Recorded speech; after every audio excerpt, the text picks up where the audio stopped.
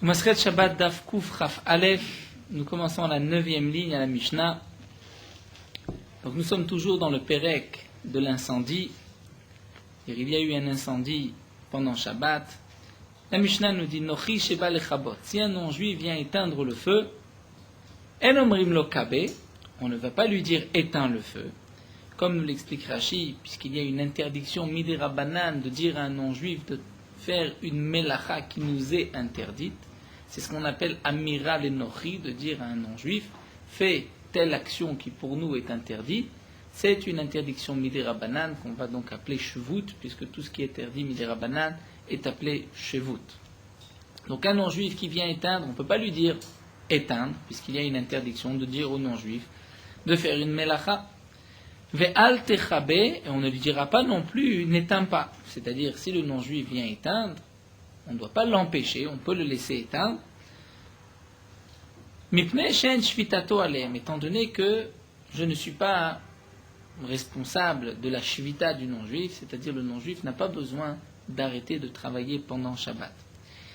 Rashi nous rapporte que par exemple un esclave, j'ai l'obligation, comme dit le Passouk, de faire en sorte qu'il s'arrête de travailler Shabbat. Nous verrons par la suite que même ses enfants, et nous avons vu plus haut la bête, un homme doit faire en sorte que sa bête ne travaille pas Shabbat. Nous avons vu tout un pérex qui est considéré comme un poids pour la bête. La bête n'a pas le droit de sortir avec dans le domaine public puisqu'elle porte. Donc bien sûr, ce n'est pas la bête qui transgresse Shabbat, mais c'est son propriétaire, puisque le propriétaire a l'obligation que sa bête doit se reposer Shabbat.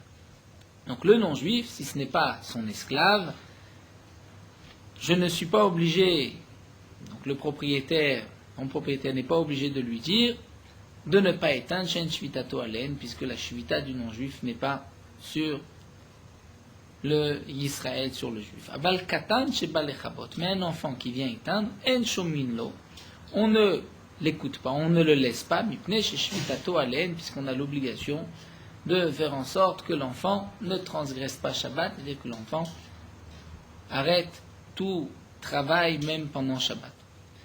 Donc, nous verrons bien sûr, la Gemara va développer ce din du Katan. Nous allons reprendre avec le din du non-juif. Donc la Mishnah nous a dit, on ne pourra pas lui dire éteins, mais on ne l'empêchera pas d'éteindre. Amar Rabbi Ami, Rabamidi Bedleka, lorsqu'il y a un incendie, Itiru lomar, on a permis de dire Kol hamechabe no mafsid, c'est-à-dire le propriétaire de la maison a le droit de proclamer tout celui qui éteint le feu n'a rien à perdre. C'est une allusion, le non-juif qui passe et qui comprend, tiens, il y a un feu, celui qui éteint n'a rien à perdre, il va aller lui-même éteindre le feu, il n'y a pas d'interdiction, nous dit Rabbi Ami. La Gemara va essayer d'apporter peut-être une preuve de notre Mishnah. Dans la Mishnah, c'est marqué. Donc, Nima Mesayele, on n'a qu'à apporter une preuve de la Mishnah. C'est marqué Nochi Sheba Lechabot. Un non-juif qui vient éteindre, En Omrim Lo Kabe Ve'al Techabe. On ne lui dit pas éteins, on n'éteint pas. Mipnei Shvitato Alem. Parce que donc, je ne suis pas obligé de lui dire n'éteins pas, puisque je n'ai pas sa shvita, hein, je ne suis pas responsable de sa shvita. Mais donc, qu'est-ce que la Mishnah nous a dit? Je n'ai pas le droit de lui dire Kabe éteint.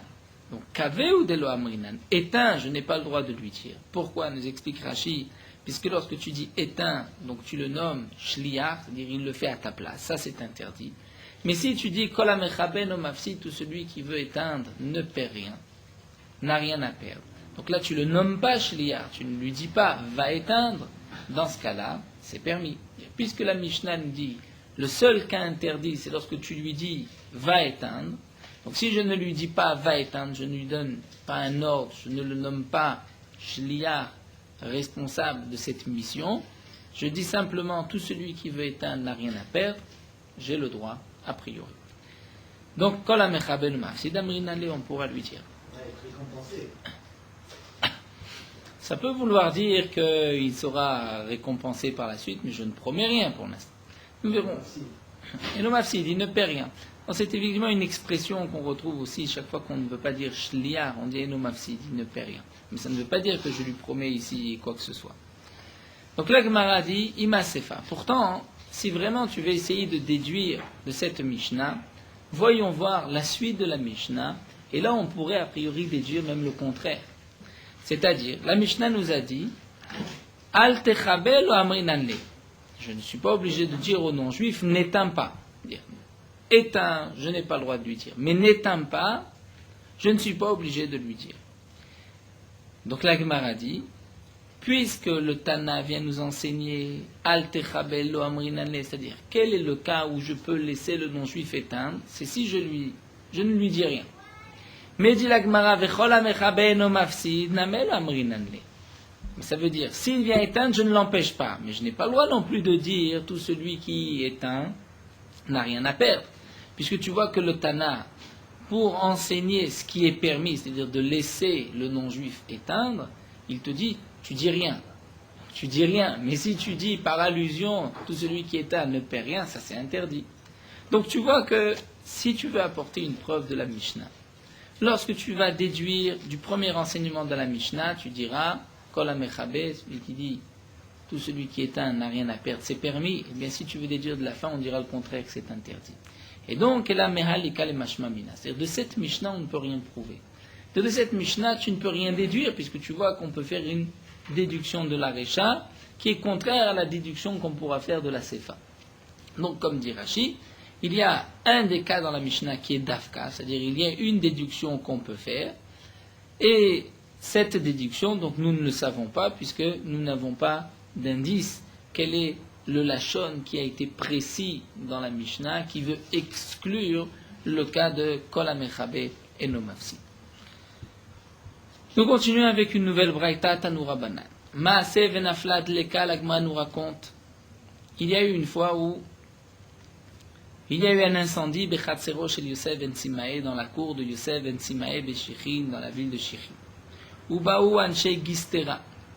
Les hommes, les autorités, les rachis du Shilton, shel Tzipori, de la ville de Tzipori, sont venus les chabot éteindre.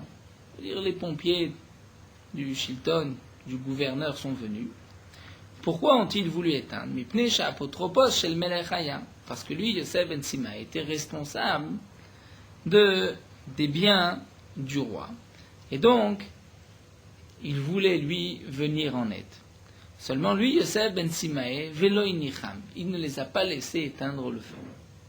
Mipnei kavod ha-Shabbat, pour le kavod de Shabbat, il n'a pas voulu que eux transgressent pour lui Shabbat. Vena aselones, il a eu un miracle. Veyarduk shamim, et il y a eu donc une forte pluie qui est tombée. Vekibu, et la pluie a éteint le feu. La rêve le soir. Donc après Shabbat. Shiger le kol echad mehem shtet tzlaim. Il a envoyé à chaque personne qui était venue pour éteindre le feu 2 pièces, 2 slaim. Vela fachus shebahem, et au chef, au responsable, Chamishim, 50 pièces. Donc en vérité, il ne les a pas laissés travailler Shabbat, il ne les a pas laissés éteindre le feu, mais il leur a envoyé quand même un dédommagement. Chez Shamour Chachamim et d'abord, lorsque les Chachamim ont entendu qu'il n'a pas laissé les non-juifs éteindre, Hamrou, ils ont dit, Lo hayat tzarich lekach, il n'avait pas besoin de les empêcher. Sharei shaninu, puisque nous avons enseigné dans la Mishnah, Nochi sheba lechabot, en omrim lo kabeval techabe, un non-juif qui vient éteindre. Tu ne vas pas lui dire n'éteins pas, tu le laisses éteindre le feu.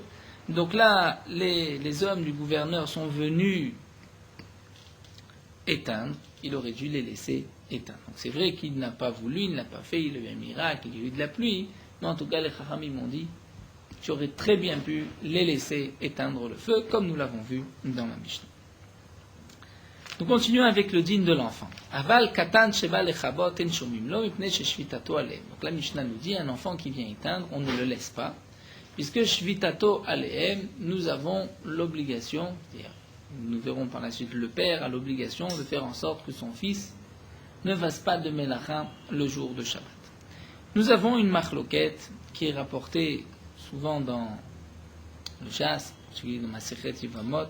Est-ce que katan ochel nevelot bedin metzuvim alav lafrisho ou pas? C'est-à-dire un enfant qui mange des aliments non cachers, nevelot, une bête qui n'a pas été égorgée.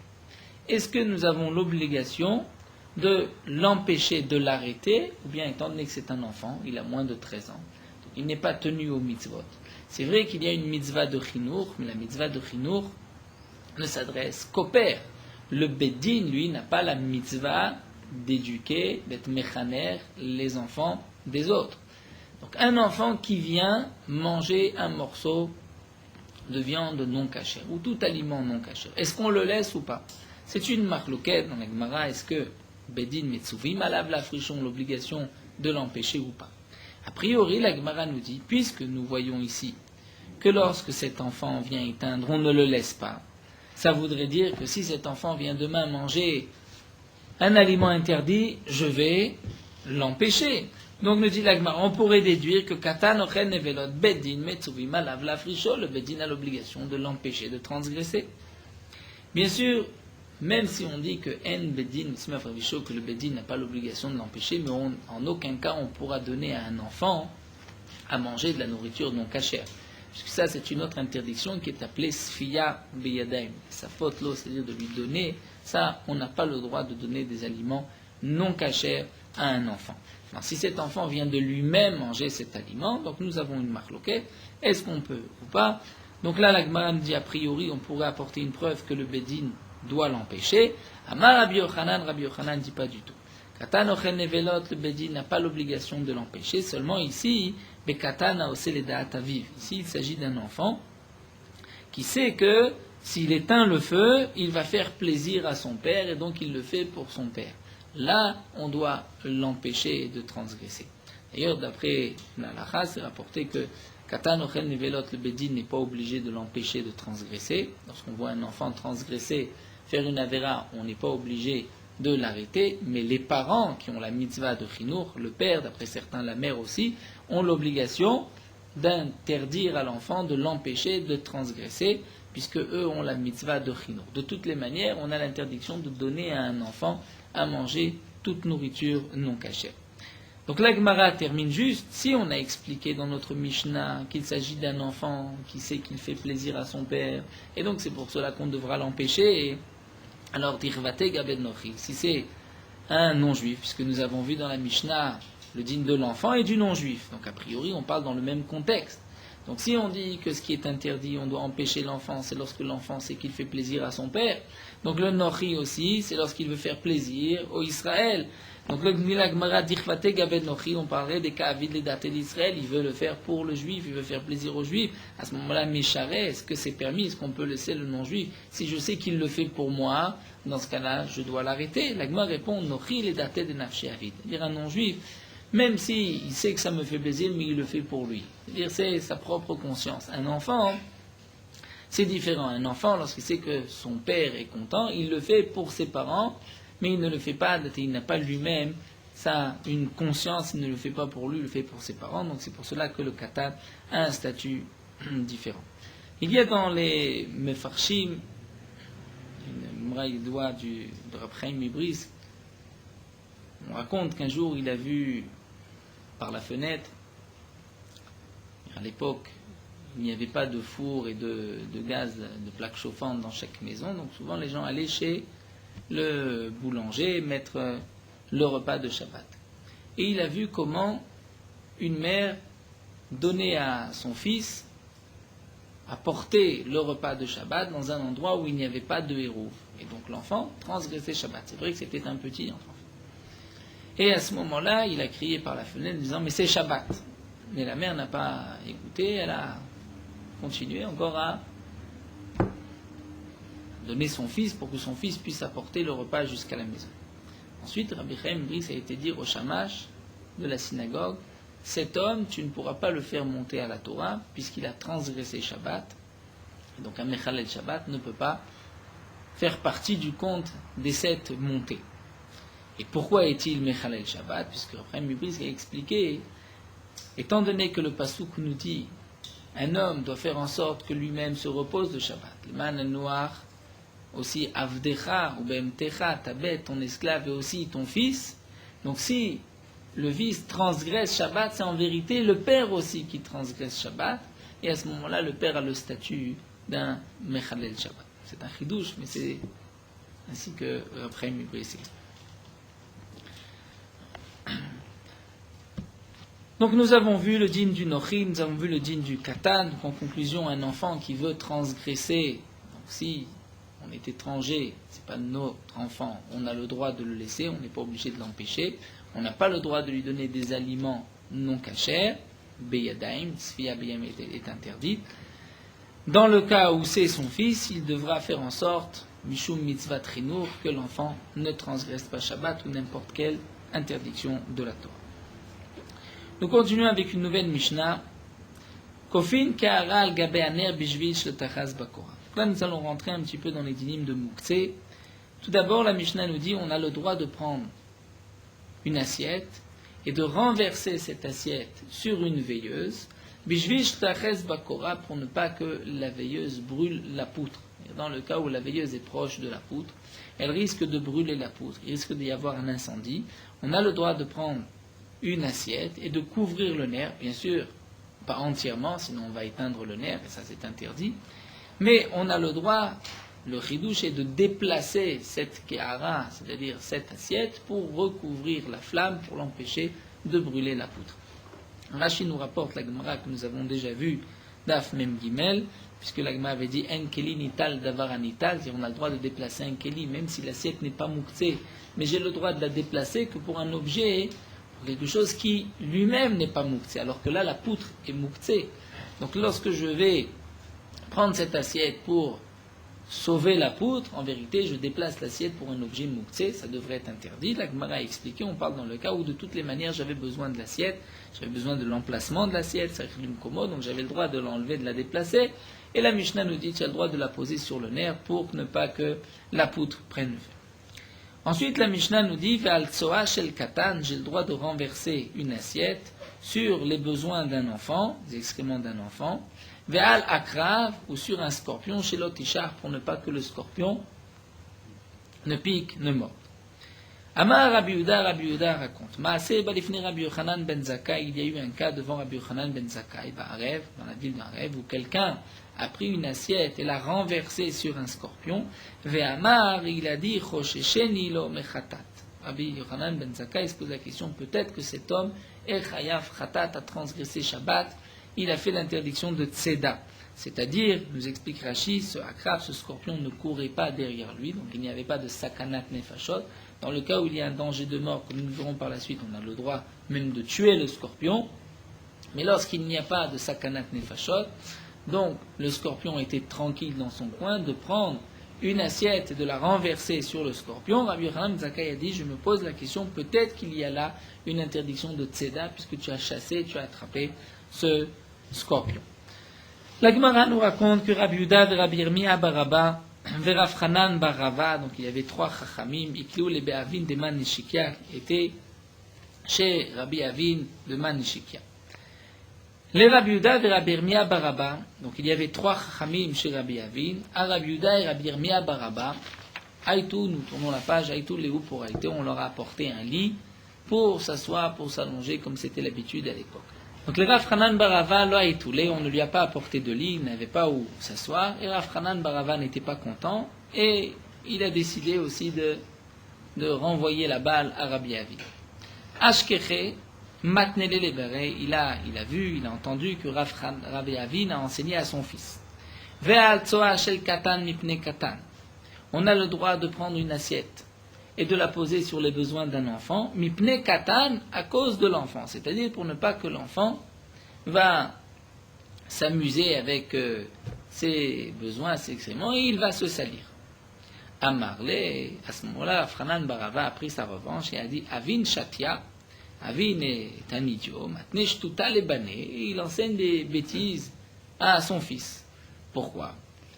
Tu dis qu'on a le droit de prendre une assiette et de la mettre sur les besoins de l'enfant pour ne pas que l'enfant se salisse. Les besoins peuvent être mangés par des chiens. Les besoins d'un enfant peuvent être mangés par des chiens. Donc s'ils peuvent être mangés par des chiens, ils ne sont pas mouktsés. Donc on a le droit même de les prendre, de les enlever, de les déplacer. Donc pourquoi parler de prendre une kara, une assiette, de la renverser? Il pourrait très bien prendre les excréments et les enlever. Peut-être que tu vas dire que c'est mouktsé, étant donné qu'hier, il n'y avait pas d'excréments. Donc ces excréments sont d'aujourd'hui, c'est comme un nolad, c'est-à-dire ça vient d'arriver, donc c'est Moukté. Hier, il ne pensait pas qu'il allait avoir des excréments à donner à ses chiens.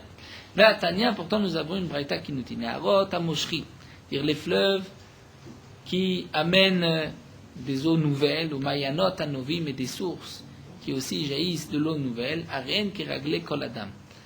C'est-à-dire, par rapport au dinim de Yeruvim, un homme a une shvita, c'est-à-dire il a un domaine dans lequel il a le droit de se déplacer pendant Shabbat, au-delà de ce trou de cette shvita, il n'a pas le droit de se déplacer. Donc ici, on devrait dire que tout ce qui appartient à cet homme, tous ses habits, toutes ses affaires, sont comme lui, puisque lui a le droit d'aller jusqu'à telle distance, et Alpaï Mama à partir de telle jusqu'à telle distance. Donc on devrait dire aussi que tout ce qui est tous ses besoins, sa nourriture, son eau, il pourra la déplacer aussi. Les eaux du fleuve ou les eaux de cette source sont nouvelles, n'étaient pas là au moment où lui a été connu Shvita, où il a eu son domaine s'est défini au moment de Ben Hashmashot. Donc on devrait dire qu'il ne pourra pas les déplacer. Pourtant la Braïta nous dit qu'il pourra les déplacer. Donc tu vois que même ce qui vient d'arriver n'est pas mouktsé. Donc il pourra le déplacer bien sûr lorsqu'il n'y a pas de problème de Otsa'a, de transporter, ou bien un jour de Yom Tov. Alors nous dit la Gemara, très bien. Si c'est ainsi, si on a le droit même d'enlever les excréments, alors comment je dois enseigner, lui a-t-il dit.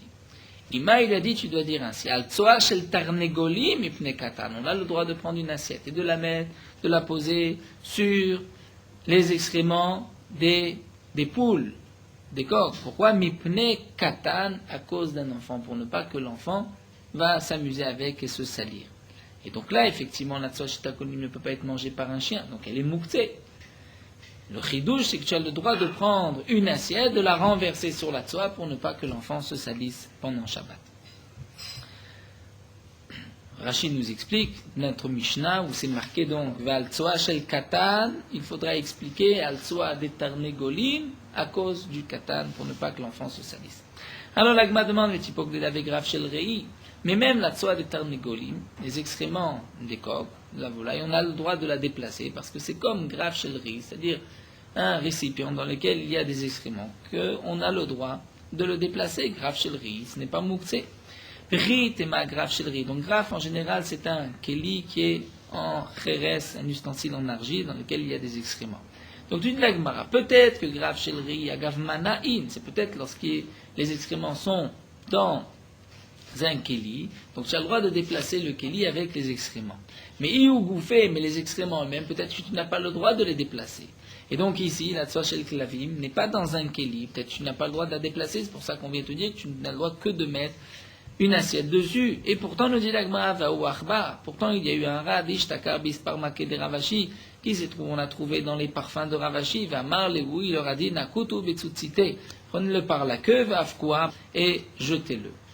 Donc, nous voyons que même grave shel rei, même ce qui est répugnant dégoûtant, on a le droit de le prendre et de le jeter, comme le harbar, le prendre par la queue et de le jeter. Et donc, de même, les excréments des tarnégolim, a priori, on a le droit de les enlever. Donc, la question revient, pourquoi parler de prendre un keli, de les recouvrir, on a le droit de les sortir. L'agma nous dit, pas.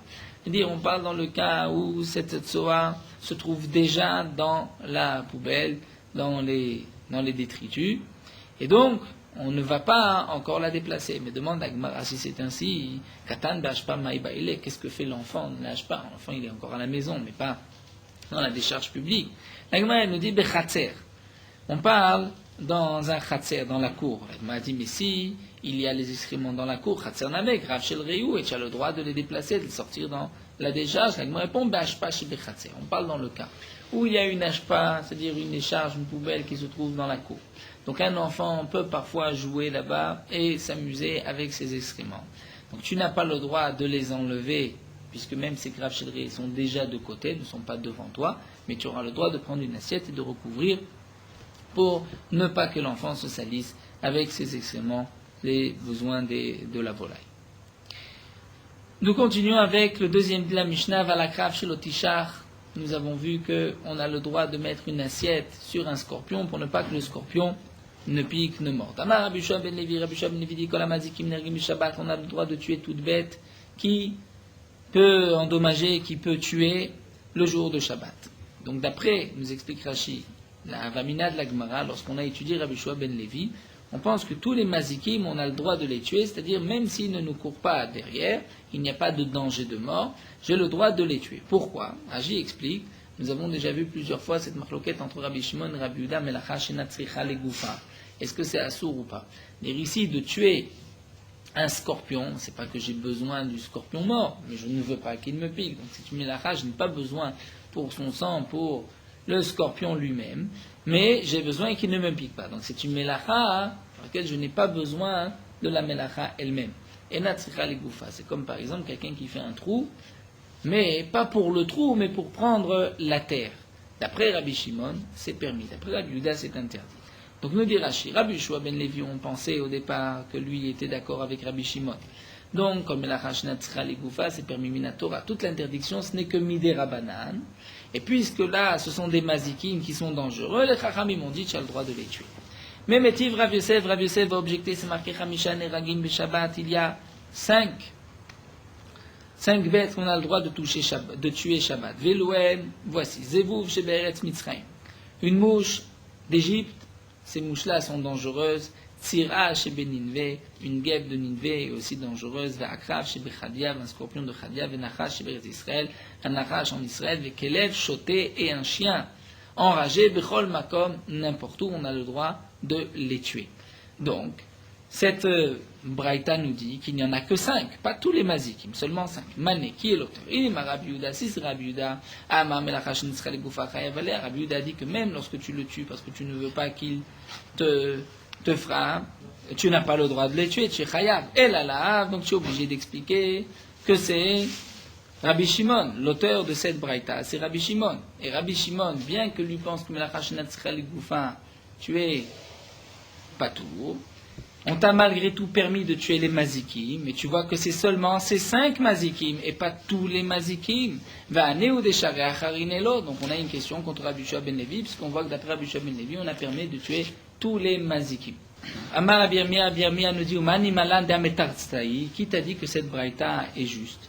Puisque cette braïta, nous explique Rashi, n'a pas été enseignée par Rabbi Chia et Rabbi Oshai, qui généralement, eux, ont écrit toutes les braïtot, les ont enseignées. Mais c'est Rabbi Yosef, Tilma Meshabashtai, peut-être qu'il y a une erreur dans la braïta, que ce n'est pas que c'est 5, c'est peut-être tous. Amar Rabbi Yosef a dit pas du tout. Ana Matnit Nala, c'est moi qui ai enseigné cette braïta, Votiv Nala, c'est moi qui pose la question contre Rabbi Shua ben Levi, Ve'ana Metarti Nala, et c'est moi qui vais répondre aussi. En vérité, Beratsu Acharav Vedivre Akol. On parle dans le cas où il court après lui, et c'est d'après tout le monde. C'est-à-dire, nous explique Rashi, ce que Rabbi Yehoshua ben Levi a dit, Kol amazikim neragim, on peut tuer toute bête dangereuse, c'est des bêtes dangereuses qui courent après l'homme et qui risquent de le tuer. Dans ce cas-là, d'Ivra Kol, tout le monde est d'accord, même Rabbi Yehuda qu'on a le droit de les tuer. Mais la Braïta qui nous dit seulement 5, c'est dans le cas où les 5 ne courent pas après lui. Donc il n'y a pas un danger immédiat, un danger de mort immédiat. Donc d'après Rabbi Yehuda, c'est interdit de les tuer, mais d'après Rabbi Shimon, c'est permis, puisque les Chachamim m'ont dit, on ne va pas faire une interdiction midé Rabanan, puisqu'il y a un danger. La Gemara nous dit, Tanetane Kamede Rava Baravuna, on a enseigné devant Rava Baravuna, Oreg Nechashim Bakravim Beshabbat, celui qui tue des serpents et des scorpions Shabbat, En Roi Chassidim Nochaimenu. Les Chassidim ne sont pas contents de lui. Amarle, à ce moment-là, Rabba a dit, Votan Chassidim, En Roi Chachamim Nochemem. Ces Chassidim qui ne sont pas d'accord avec ceux qui vont tuer des serpents et des scorpions, eh bien les Chachamim ne sont pas d'accord avec ces Chassidim. Ça veut dire qu'on a le droit de tuer des serpents et des scorpions, puisqu'il y a un danger, même si le danger n'est pas immédiat, mais puisqu'il risque, dans un moment de colère, de mordre quelqu'un d'autre et de le tuer, donc tu as le droit Shabbat de les tuer. Vous pliez les Ravuna, et donc Rabba étant discussion, en contradiction, on n'est pas en désaccord avec son père Ravuna, et Ravuna chazé la Ugavra de Kakatil Zibura. Ravuna a vu un homme qui était en train de tuer une guêpe. À Marley, il a dit, Shlemtino les coulots, tu les as toutes tuées les guêpes. Dire, tu tues une guêpe, mais tu en as une autre qui va venir bientôt. Donc ça veut dire, Ravuna a voulu dire à cet homme-là, tu n'as pas le droit de tuer les guêpes. Et pourtant, Rabba a dit que tu as le droit de tuer Nechashim Bakravim Beshabbat. Pourquoi? Puisque même s'il n'y a pas un danger immédiat, mais il peut y avoir un danger par la suite, c'est permis de les tuer. Tanu Rabbanan l'Agmara nous dit Nizdam Nulo Nechashin Vakravim. Si un homme se présente à lui pendant Shabbat des serpents et des scorpions, Hargan s'il les a tués, Biyadouach Nizdam Nulo l'Hargan. Donc c'est sûr, on peut être sûr que Mina Shamaim, on a envoyé ces scorpions devant lui pour qu'il les tue. C'est-à-dire pour que lui ait le mérite de les avoir tués, d'avoir enlevé un danger, même si c'est Shabbat. Lo Hargan, dans le cas où il ne les a pas tués, à ce moment-là, en vérité, c'est eux qui sont venus le tuer. Mina Shamaim, il a eu un miracle du ciel et il n'a pas été mordu. Mais Rabba Bachana du nom de Rabbi Yochanan, dans quel cas il y a eu un nez, c'est Benishofin. C'est lorsque le serpent à lui montre une agressivité. Dans ce cas-là, effectivement, le serpent aurait pu le mordre, le tuer. Il a eu un miracle qu'il ne l'a pas tué. Amar Rabbi Abba Bar Kana raconte par Machan Nafanechat Bet Midrash. Une fois, il y a donc un rampant dangereux qui est tombé dans le Bet Midrash. Ve Amad Nivati Echad Ve Argo. Et un Nivati, c'est-à-dire, c'était un Israël, un juif qui habitait la ville de Nivati, mais de cette ville-là, et il l'a tué. Amar Rebi a dit Pagabo Kayotsebo. C'est-à-dire, celui qui l'a tué, le serpent a été tué par quelqu'un qui lui ressemble. Alors, que veut dire par quelqu'un qui lui ressemble? La Gemara pose la question, qu'est-ce qu'il a voulu dire? Est-ce que Rebi voulait dire qu'il a bien fait, bien qu'il n'a pas bien? Est-ce que Pagabo Kayotsebo, c'est-à-dire le Shapiravi, c'est-à-dire Rebi a voulu dire le serpent a été frappé par quelqu'un comme lui. De la même manière que le serpent a voulu frapper, a voulu tuer, eh bien il a rencontré quelqu'un qui l'a tué. Mais Rebi voudrait donc dire que c'était bien, il avait le droit de tuer le serpent Shabbat. Olo, ou peut-être que non, peut-être que Rebi a voulu dire en vérité il n'a pas le droit de le tuer, et celui qui l'a tué, c'est comme un serpent, quoi. Il est pas digne de louange. Et le serpent a été tué par quelqu'un qui lui ressemble. Donc qu'est-ce que Rebi pensait? Est-ce qu'on a le droit de tuer un serpent ou pas? Tashma. Rabbi Abba, l'Agma nous raconte que Rabbi Abba, le fils de Rabbi Abba, Rab Zerav Yadva, qui est de Rabbi Yanaï, était à la porte de Rabbi Yanaï. Nafak Miltebnayu, Baoumine, mais Rabbi Yanaï. Ils ont eu une question, ils l'ont posé à Rabbi Yanaï. Maou la rog nechashim v'akravim Shabbat. Est-ce qu'on a le droit de tuer des serpents et des scorpions Shabbat? Amar, il leur a dit, Tzirani oreg. Moi, je permets de tuer, je tue même la guêpe. Nachash va'akrav lo chodshken, n'est-ce pas? À plus forte raison que le nachash et le scorpion, c'est sûr qu'on a le droit de les tuer. C'est même une guêpe qui généralement n'est pas tellement dangereuse. Bien qu'à l'époque, les guêpes étaient dangereuses, il pouvait y avoir un danger de mort. Mais elles ne piquaient pas autant qu'un scorpion et un serpent. Donc si déjà, moi je tue une guêpe, donc c'est sûr que nachash va'akrav, on a le droit de les tuer.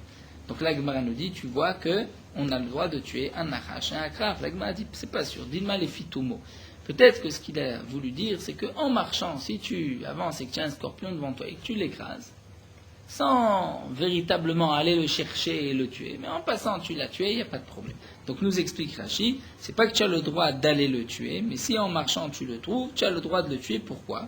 Puisque c'est davar she'eno mitkaven, et que ce n'est que midirabanan, donc les inyan mazikim, les chachamim n'ont pas interdit. Et donc là, la Gemara va reprendre et va nous dire, comme on a vu d'Amar Abuda, Rog dorsol et fitomo. Lorsqu'un homme crache par terre, il n'a pas le droit d'écraser son crachat. Pourquoi? Puisqu'il peut y avoir un problème de machivé goumot, c'est-à-dire il risque d'égaliser le sol. À l'époque, il y avait des trous dans le sol, et donc en écrasant le roc, en le frottant sur le sol, il pouvait égaliser, c'est interdit. Mais les fitomo, c'est-à-dire en passant, on a le droit de l'écraser et de le frotter, puisqu'il n'a pas une kavana vraiment d'être mashvé goumod. Rav Sheshat a dit, nachash dorso les fitumo. Donc un serpent, on a le droit en marchant de le tuer, de l'écraser, sans avoir une intention particulière. Rav Katina, Rav Katina dit aussi, akrav dorso les fitumo, que même un scorpion, on a le droit en marchant de le tuer. Abba Bar Marta, l'Agma nous raconte, ou Abba Bar Minumi, qui est Abba Bar Minumi, il y avait Maskebe de Beresh Galuta, Zouzé. Il y avait les hommes de Resh Galuta, qui étaient donc le chef, le nassi de la Galoute, qui était extrêmement riche. Pardon? Donc l'Agmara a voulu dire qu'on a le droit de les tuer. C'était ce que l'Agmara a voulu dire, puisqu'on voit de se masser. L'Agmara répond, c'est pas sûr.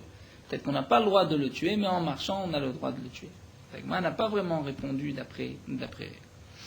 Mais puisqu'on voit que Rav Katina Avshat on dit les fitoumo, donc c'est vous dire seulement les fitoumo on a le droit de le tuer, mais sinon on n'a pas le droit. Donc a priori il n'a pas bien fait, il ne devait pas le tuer. La Gemara nous raconte donc que Abba Bar Martha devait de l'argent aux hommes de Resh Galuta. Kametsa Arele, et il l'embêtait, il voulait qu'il rembourse plus rapidement. Avec Shaderuka, il y a un moment où il y a eu un achat qui a été jeté au sol. Amar Liu Resh Galuta a dit Aitu Manas Rifoli, amenez un keli et renversez-le dessus, puisqu'on n'a pas le droit Shabbat de l'écraser. Amar Liu, lui, Abba Bar Martha a dit Lotzrichtu, vous n'avez pas besoin, vous pouvez le frotter, les fitoumo en marchant, puisque Achiyamar Rabiuda, roc dorso les fitoumo, ainsi a dit Rabiuda, un roc on a le droit de l'écraser en marchant. Amar Liu, à ce moment-là, Resh Galuta a dit Tsurba Mirabananu, c'est un tamid chacham, je vois qu'il connaît les halachot, alors Shavku, laissez-le, même s'il vous doit de l'argent, c'est pas grave, il vous payera, laissez-le, ne l'embêtez pas. La Gemara continue avec quelques halachot, puisque nous avons parlé de Rabbi Abba Bar Kahana, donc la Gemara reprend encore quelques enseignements de Rabbi Abba Bar Kahana. Amar Rabbi Abba Bar Kahana Marab Chanina, Pamutot Shel Bet Rebi, les chandeliers de la maison de Rebi, Mutar l'Etat Telan Shabbat, on a le droit de les déplacer Shabbat, ils ne sont pas mouxés. Amar le Rabzera Benitalim Beyado Achat. Bien sûr, Rashi précise, ce ne sont pas des Pamutot, des chandeliers démontables, puisque là, dans ce cas-là, il y a une interdiction, comme nous l'avons déjà vu plusieurs fois. Alors la Gemara demande ici, est-ce qu'on parle des chandeliers qu'on pouvait prendre d'une main, ou même ceux qu'on peut prendre, qu'on doit prendre des deux mains, c'est-à-dire qui sont lourds, qui sont mis dans un coin, donc qui peut-être sont mouxés. Nous continuons d'Afkouf Ravbet, Amarle, il leur a dit Keotan Shel Bet Avicha, comme ceux de la maison de ton père, c'est-à-dire des petits. Mais les grands, effectivement, puisqu'on a fixé une place, ils sont mouxés, c'est comme si on a décidé de les laisser là pendant Shabbat.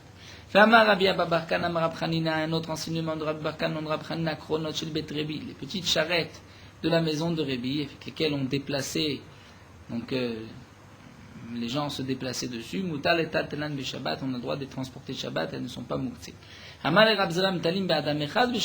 Lorsqu'elles peuvent être portées par un homme, ou lorsque même celles qui doivent être portées par deux personnes. Amarle a répondu Kotan Shebet Avicha, comme ceux de la maison de ton père, c'est-à-dire qu'ils peuvent être portés par une personne, elles ne sont pas mouxées. Lorsqu'il faut deux personnes pour porter cette charrette, là effectivement c'est mouxé, puisque on l'a mis de côté avant Shabbat. Amar Rabbi Abba Bar Kahana, un dernier enseignement, Rabbi Abba Bar Kahana dit Tir laem Rab Chanina le Bet Rebi, Rab Chanina a permis à la maison de Rebi l'ishtot yaïn, de boire du vin bekronot shel nori, qui venait des charrettes des non-juifs, Bechotam echad, même lorsque le vin n'avait été fermé que par un seul seau. Et nous avons vu dans Masret Avodah Zarah, il m'a dit, il y a une machloquette, est-ce que le vin qui a été fermé par un seul cachet, un seul seau, et qui a été transporté par un non-juif, est-ce qu'on peut le boire ou pas? C'est la question est de savoir, est-ce que le non-juif va ouvrir un chotam, va le falsifier. Lorsqu'il y en a deux, il ne va pas se fatiguer et les falsifier, mais lorsqu'il n'y en a qu'un, peut-être qu'il va le faire ou pas, c'est une marloquette. Donc là, on voit que Rab Chanina a permis. Donc nous dit Rabbi Abba Bar Kahana, Lo Yadana, je ne sais pas, Mishum Savala que Rabbi Eliezer, qui pense lui comme Rabbi Eliezer que même lorsqu'il y a un seul chotam, c'est permis, ou bien Mishum Imata de Benessia. Peut-être qu'en vérité, il pense qu'il faut toujours deux chotam, deux cachets de seau, mais ici, un seul était suffisant, étant donné que les non-juifs avaient peur du Nassi de Rebi, qui était donc Nassi, et qui avait été nommé par les autorités, donc il avait une certaine aussi force, une certaine autorité, donc le non-juif avait peur de toucher à son vin. Nous allons nous arrêter ici. Bon.